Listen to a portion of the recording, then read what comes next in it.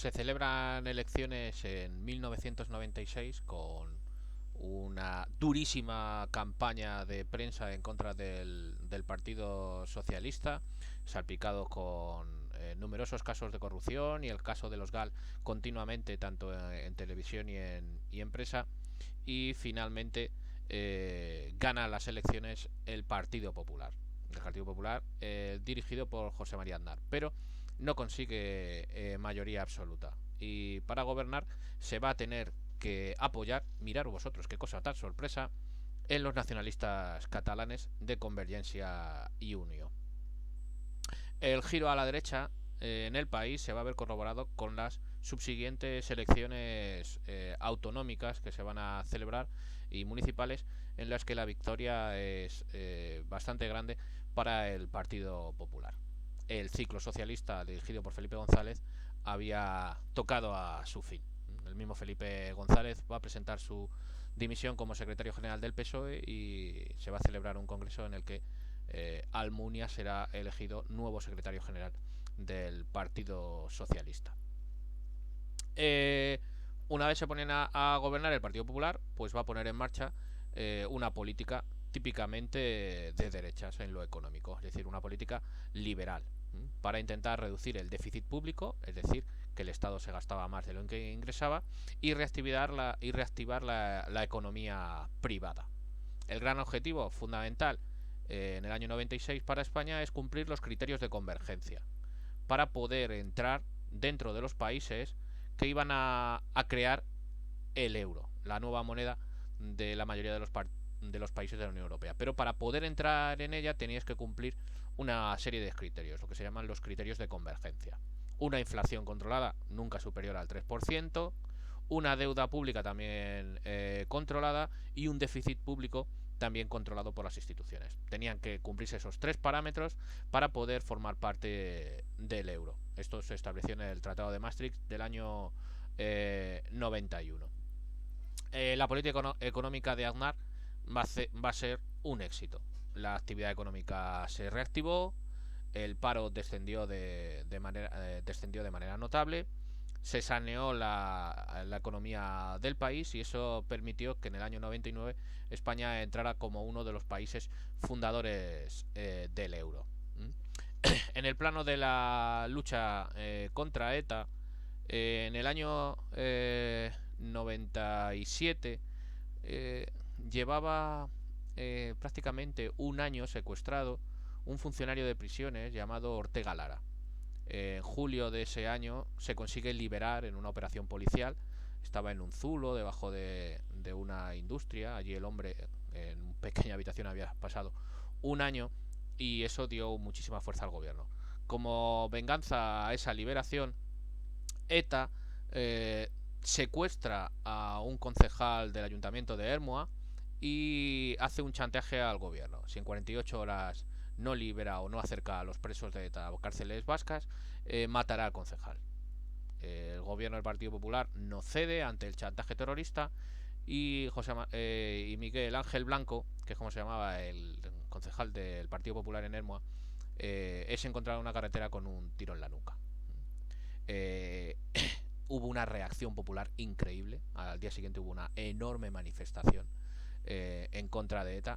Muchísima gente que había sido partidaria de ETA en el País Vasco se dan cuenta de lo cruento y lo injusto que es esa organización terrorista.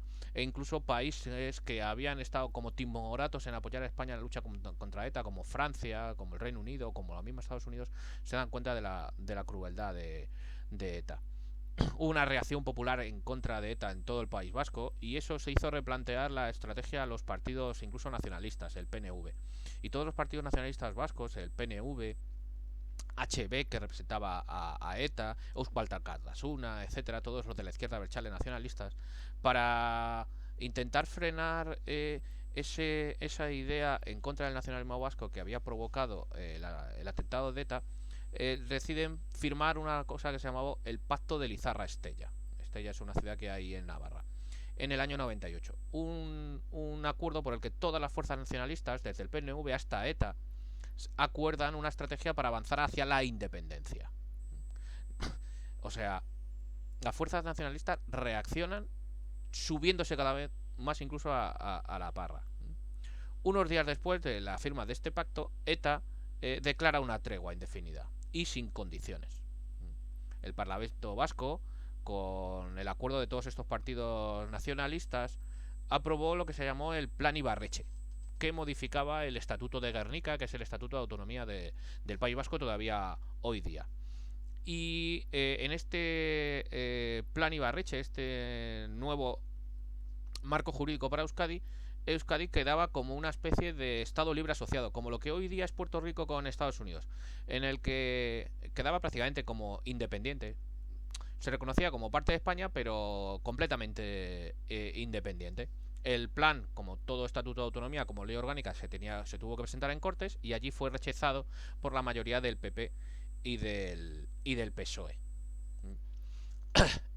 Mientras, el presidente del gobierno, Aznar, autorizó negociaciones con ETA e incluso el presidente del gobierno salió en prensa diciendo que el gobierno estaba negociando con el movimiento de liberación nacional vasco, como dándole a ETA una condición como de movimiento de liberación nacional, una cosa que no había pasado hasta entonces. La negociación al final no llega a buen puerto y ETA reacciona activando otra vez la lucha armada. En las elecciones convocadas en el año 2000, las elecciones subsiguientes, en una crisis tremenda del Partido Socialista que estaba roto en dos partes, mucho del electorado de izquierdas prácticamente se abstuvo, no fue a votar, y eso marcó una enorme victoria del Partido Popular, que consigue su primera mayoría absoluta. Tanto en Cortes como en Senado y en las comunidades autónomas también una victoria rotunda del Partido Popular. Desde el año 98 el gobierno había aprobado una ley que permitía urbanizar cualquier terreno del país. Había cedido la gestión del suelo y de la construcción del suelo a las comunidades autónomas y a los ayuntamientos y permitía que cualquier terreno pudiera ser edificable. Y entonces España comenzó un desarrollo económico enorme, pero basado meramente en la construcción y en las industrias vinculadas a esa construcción y en la venta de hipotecas. Comienza un crecimiento económico enorme llamado el milagro español, que llevó este desarrollo basado en la construcción a que el país presentara a principios del siglo XXI cuentas saneadas e incluso se produjeran incluso superávit, es decir, el Estado recaudaba más de lo que luego se gastaba. Además, en el 1 de enero del 2002 ya tuvimos físicamente el euro. Ya era una moneda más o menos virtual desde el año 99, pero ya físicamente los españoles tuvimos a la mano el 1 de enero del 2002. El problema interior fundamental seguía siendo el terrorismo de ETA. Pero por iniciativa del Partido Socialista, el Partido Socialista elige un nuevo líder después de la derrota del 2000, Almunia dimite como secretario general y obtiene el apoyo del partido un nuevo secretario general que va a ser José Luis Rodríguez Zapatero. Zapatero propone al Partido Popular un pacto antiterrorista. Este pacto antiterrorista se fundamenta, luego se le lleva al Parlamento para hacerlo ley, en que cualquier partido político que no condene el terrorismo pueda ser ilegalizado. Porque se daba la paradoja que existían partidos como Herri Batasuna que no condenaban la violencia de ETA ni los asesinatos, sino que incluso hasta los amparaban. Y estaban en las instituciones cobrando dinero de todos los españoles. Pues el pacto antiterrorista negaba eso. Cualquier partido que cuando se cometiera un asesinato no condenara ese asesinato podía ser ilegalizado. Y entonces no podía presentarse a elecciones y no podría recibir dinero. De esta forma se ilegalizó Herri Batasuna. Los de Herri Batasuna decidieron crear un nuevo partido, Euskal Herritarrok. Los jueces no fueron tontos y se dieron cuenta de que simplemente le habían cambiado el nombre, así que también lo legalizaron automáticamente y todos intentaron varios subterfugios para crear partidos políticos que amparasen a ETA. El Tribunal Supremo ilegalizó todos y luego ratificado por el Tribunal Constitucional. Eso permitió que cuando se celebraron las elecciones autonómicas del 2009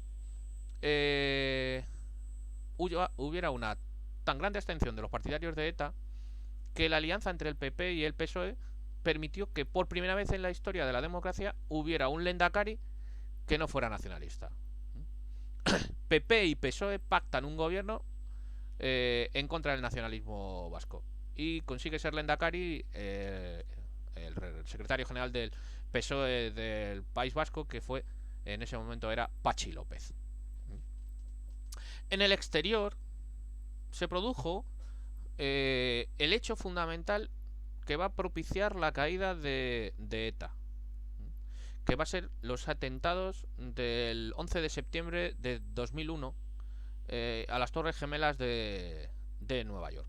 Eso va a provocar una reacción de Estados Unidos en contra de todo terrorismo. Así que toda banda terrorista va a ser muy perseguida por Estados Unidos. Y todos los países que habían dado cierto apoyo a determinadas bandas terroristas le retiran todo ese apoyo. Y ya ETA ya no van a ser vistos como esos románticos que luchan contra Franco, contra un Estado fascista y heredero de Franco, sino como lo que eran unos asesinos. ¿Vale? Es el fin. ETA luego va a durar unos cuantos años más, pero todo el mundo sabía que ya estaba derrotada. Se les había echado de las instituciones y los apoyos internacionales que tenían, los lugares donde refugiarse como Francia, se les van a ir cerrando poco a poco.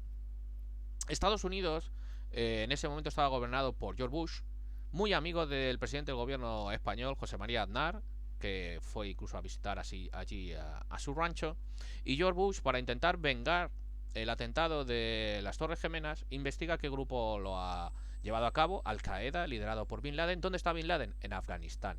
Afganistán en ese momento estaban gobernados por una dictadura teocrática de unos radicales islámicos que son los talibanes. Se le pide al líder talibán, el califa o el Imán Omar, que entregue a Bin Laden. Este se niega, así que los Estados Unidos deciden invadir Afganistán. Bin Laden se va a refugiar durante un tiempo, va a escapar, al final será localizado y por unas fuerzas especiales será asesinado porque le matan sin juicio. Otro lugar donde más o menos se rieron mucho del atentado contra las Torres Gemelas fue en Irak. Y George Bush, que todavía tiene más ganas de meterse o de intentar vengarlo de las Torres Gemelas, decide la invasión de Irak. Pasa que hay que justificar por qué invadimos Irak. Y se acusa al régimen iraquí de tener armas de destrucción masiva. La ONU no da permiso a la invasión. Había habido una guerra en el año 91, la primera guerra del Golfo. Allí el Consejo de Seguridad de la ONU permitió a Estados Unidos invadir Irak o atacar a Irak para defender a Kuwait. Pero ahora no hay respaldo del Consejo de Seguridad. Incluso países europeos como Francia votan en contra del Consejo de Seguridad.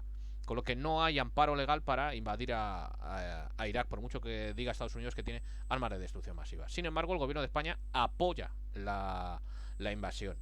Y no solo eso, sino que enviamos barcos y tropas, que no van a participar en la invasión directa, pero sí luego en la ocupación del territorio.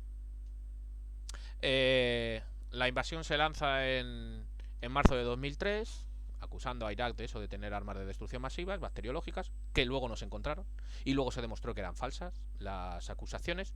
Todo el mundo ha reconocido que era una acusación falsa, menos Aznar, por ahora. Lo ha reconocido Tony Blair, que era el premier británico que apoyó la invasión. Lo ha reconocido George Bush.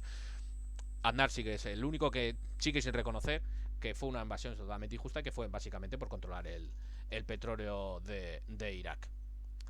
La cuestión es que estos ataques a países islámicos como Afganistán, como Irak, y el apoyo continuo de Occidente a las tropelías que comete Israel con los palestinos radicaliza a los musulmanes, al mundo musulmán. Y se van a crear distintos grupos terroristas que van a empezar a atacar determinados objetivos en Europa.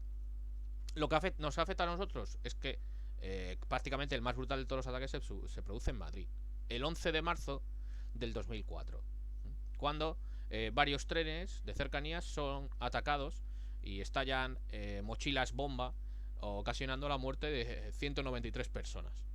Estos ataques se producen 2 días antes de la celebración de las elecciones generales del 2004. En todas las encuestas el PP iba a ganar las elecciones, por delante del PSOE de José Luis Rodríguez Zapatero, pero la cuestión es que el gobierno, ante la posibilidad de que el pueblo español relacionara estos ataques de terroristas islámicos con la guerra de Irak, en la que los españoles habían manifestado, hubo una manifestación de 1,5 millones de personas, manifestado en contra de esa intervención. El gobierno entró en la guerra en contra de la opinión pública mayoritaria del pueblo español. Pues el gobierno del PP temió por el resultado electoral si reconocía que eran terroristas islámicos los que habían cometido el atentado. Así que prácticamente desde el principio el ministro de Interior empezó a decir que había sido ETA. Y el presidente del gobierno salió diciendo que había sido ETA. Sin embargo, todas las informaciones y todo lo que se iba descubriendo dejaba claro que los terroristas habían sido islámicos. En el día antes de las elecciones, en lo que se llama la jornada de reflexión, quedó tajantemente claro que el atentado había sido llevado a cabo por terroristas islámicos y que el gobierno había mentido. Como consecuencia de eso, cuando la gente fue a votar más con el sentimiento de que habían sido mentidos y además con el dolor de la tragedia, que con los pensamientos ideológicos que tenían 48 horas antes. Y eso dio la victoria al Partido Socialista. Y comenzó entonces el gobierno de José Luis Rodríguez Zapatero. En la victoria que consigue el PSOE no fue por mayoría absoluta, y el PSOE, para gobernar, se apoyó en Izquierda Unida y también en ERC, en Esquerra Republicana de Cataluña, y otros grupos nacionalistas. También algún apoyo externo dio el PNV. Estos apoyos condicionaron al gobierno socialista. Y por ejemplo, como gobernaban también en Cataluña con RC, el Partido Socialista, pues se vio forzado José Luis Rodríguez Zapatero a iniciar un proceso de reforma de los estatutos de autonomía, ampliando las competencias de las autonomías.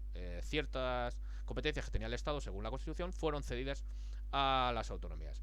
Y el caso más famoso fue el primero de todos, que fue el Estatuto de Autonomía de Cataluña. El nuevo proyecto, que fue aprobado en el Parlamento catalán y luego aprobado también en las Cortes españolas, reconocía en su preámbulo, que no tiene valor normativo ni legal, solo en el preámbulo, que Cataluña era una nación. Eso hizo que el PP recurriera a este estatuto al Tribunal Constitucional, y el Tribunal Constitucional, unos años después, votó que esa declaración era ilegal, porque nuestra Constitución pone que solo hay una nación, que es la española, y entonces declarar a una parte del territorio nación pues no está reconocida, no está amparada en nuestra Constitución. Y luego que había algunos otros artículos que daban determinadas funciones a la Generalitat que eran funciones del gobierno. Entonces el Estatut de Cataluña quedó como cercenado. Eso hizo radicalizar a los nacionalistas catalanes, y ese es el inicio de lo que hoy nosotros conocemos como el procés, la radicalización, porque el Estatuto de Cataluña, que incluso fue luego refrendado en referéndum por los catalanes, fue cercenado en gran parte. La lucha internacional del terrorismo contra el terrorismo islámico en el mundo afectó, como os he dicho, también a ETA, que cada vez va a tener menores apoyos. Después de los atentados de las Torres Gemelas, durante un tiempo también declaró ETA una nueva tregua, y hubo unas nuevas negociaciones, esta vez con el gobierno de José Luis Rodríguez Zapatero, que se rompen de forma luctuosa y sin avisar con un atentado en la T4 del aeropuerto de Barajas, que ocasionan dos muertos. En el plano económico, fueron los años de la mejor situación económica de España, el primer gobierno de José Luis Rodríguez Zapatero. Todos los años con superávit del Estado. Es el momento en el que hay la menor tasa de paro de la historia, en la historia de España, con una tasa del 7%. Y es el momento en el que se crea lo que se llama el Fondo de Reserva de las Pensiones. 60.000 millones, las pensiones eran rentables, las cotizaciones sociales, se ingresaba más de lo que se gastaba en pensiones. Y eso se fue acumulando, esos 66.000 millones se fueron acumulando. Luego Rajoy se los fue comiendo. Acabó con ellos. Al recortar las prestaciones sociales para apoyar a los empresarios, se comieron todo este fondo de reserva de las pensiones que dejó Zapatero. En el año 2008 se le celebran nuevas elecciones, el PSOE vuelve a ganar, mejora resultados zapateros, pero todavía lejos de la mayoría absoluta. Por eso tiene otra vez que apoyarse en los nacionalistas catalanes para gobernar. En el ámbito interno, el gran éxito de este gobierno en el año 2010 es el fin de ETA. ETA declara un alto de fuego definitivo, lo que por fin acaba con la pesadilla de los asesinatos, los secuestros y las extorsiones. Es el mayor triunfo de la democracia española. Aquí Zapatero como presidente y Rubalcaba como ministro del Interior son los que acabaron con ETA. El gran problema del gobierno, de este gobierno, es la crisis económica del 2008.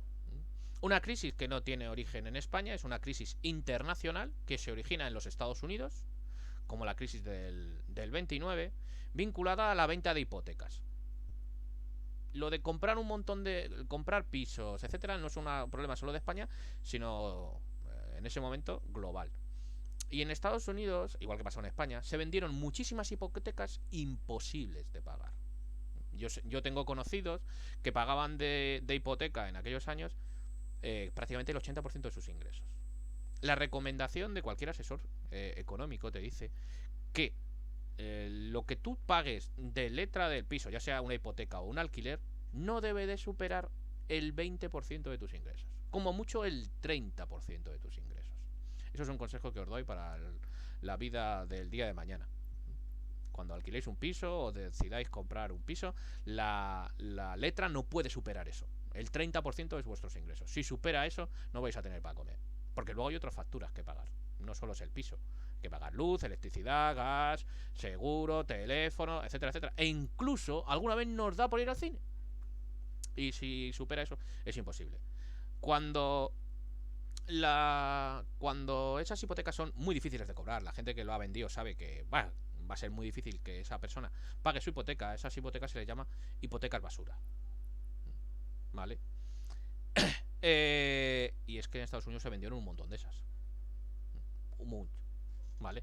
Todo esto iba unido a la burbuja inmobiliaria, a la subida del precio imparable de los pisos. Un piso doblaba el precio entre el año 2005 y 2008, un piso doblaba su precio prácticamente en meses.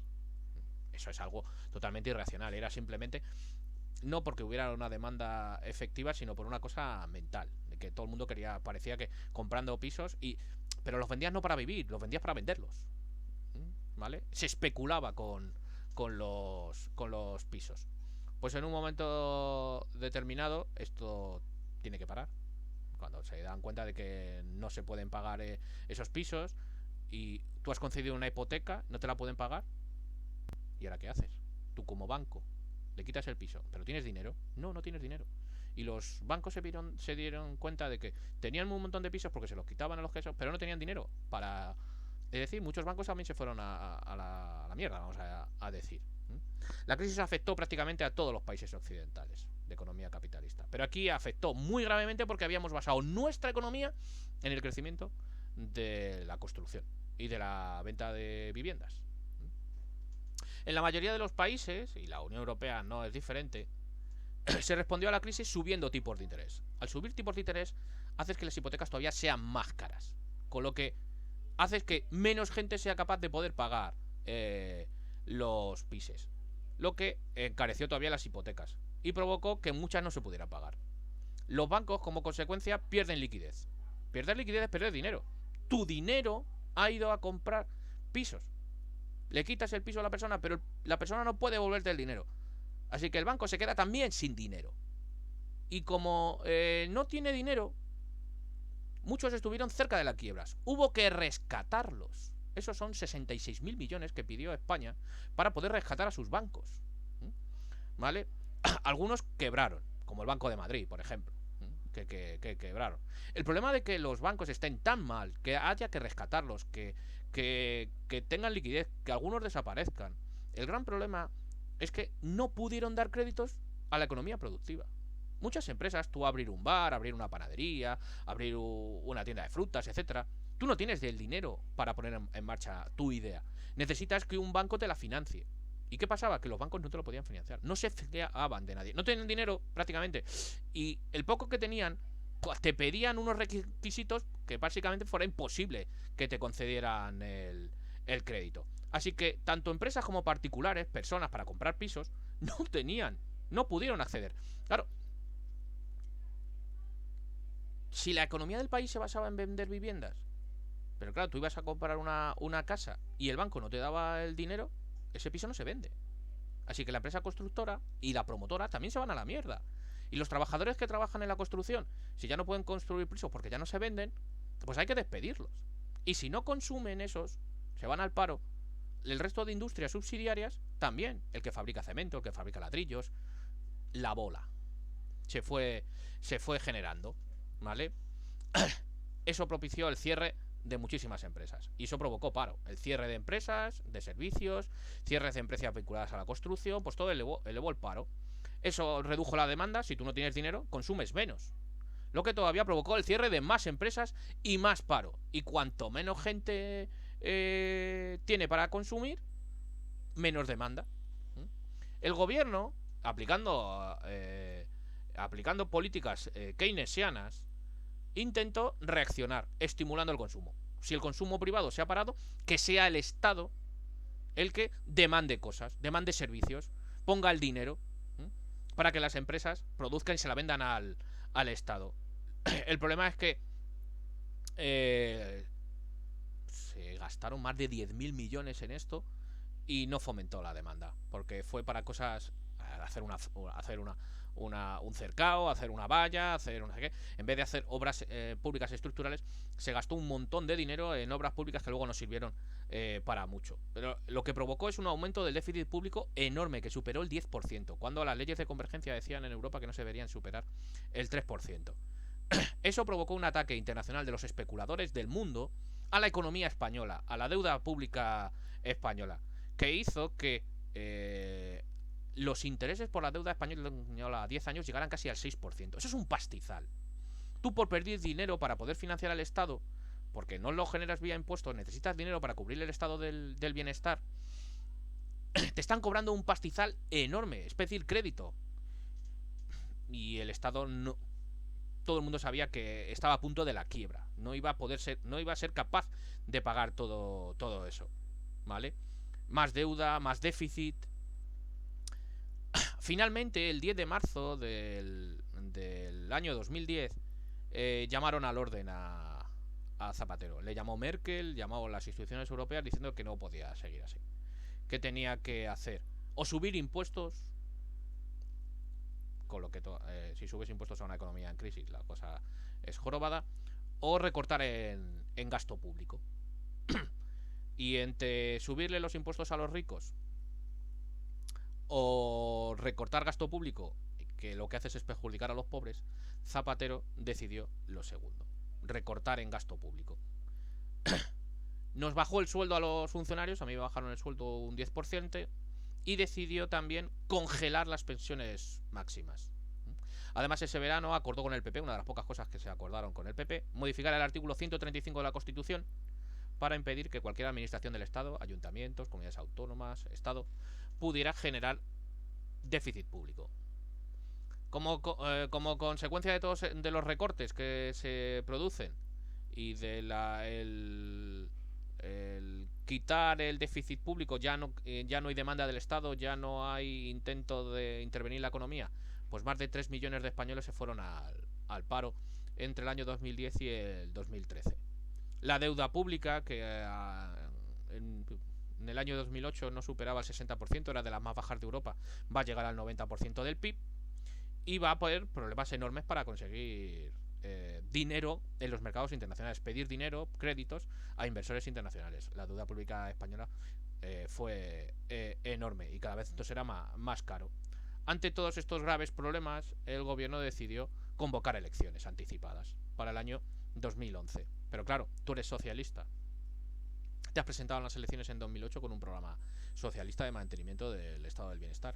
Y sin embargo, cuando has tenido que optar entre perjudicar la vida de los ricos o perjudicar la vida de los pobres, has decidido perjudicar la vida de los pobres.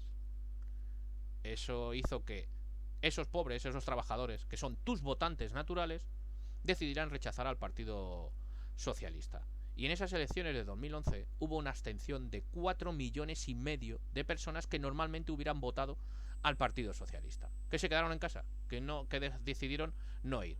Ante esta enorme abstención, el Partido Popular se llevó la victoria. El Partido Popular, liderado por Mariano Rajoy, ganó las elecciones. Y ya lo dejamos ahí, porque esto ya es demasiado historia reciente.